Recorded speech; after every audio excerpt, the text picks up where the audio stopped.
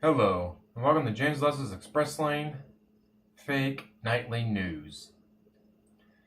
Our top story, once again, begins with the president.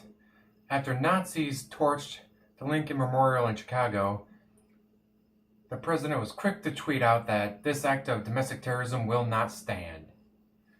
Thankfully, he has taken a hard stance against the Nazis roaming across his country, and hopefully he will continue to do so in the future. Earlier, I had an exclusive interview with Speaker of the House, and he explained to me why he had a sudden change on healthcare, stating that while at first he was opposed to universal healthcare, once he realized how much it was going to cost him to pay his nanny to help cover her health bills, he realized it was just cheaper for us to take the tax money out of her paycheck and put it into a universal fund instead of him having to pay her more. Hopefully, with this change of heart, he'll be able to convince the rest of the Republicans in the House and hopefully Mitch McConnell in the Senate to push forward for universal health care. After all, instead of making them pay their employees more, just have the employees pay more taxes.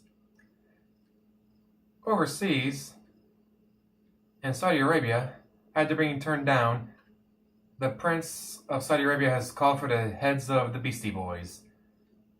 This sudden change of events has not gone unnoticed, with the rest of the world coming together behind the Beastie Boys, and they have to fight for the right to party.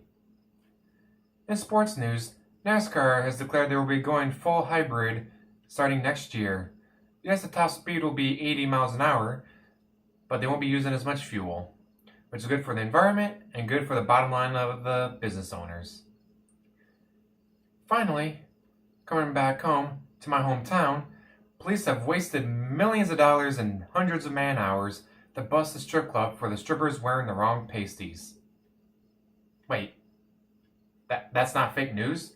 They wasted millions of dollars and hundreds of man hours to bust a strip club for the strippers wearing the wrong kind of pasties? Not that they weren't wearing pasties, but they were, just the wrong kind. But in my home, it is literally legal for women to walk around topless in my state.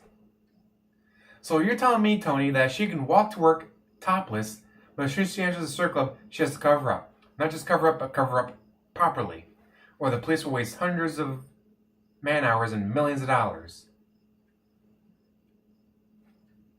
Really?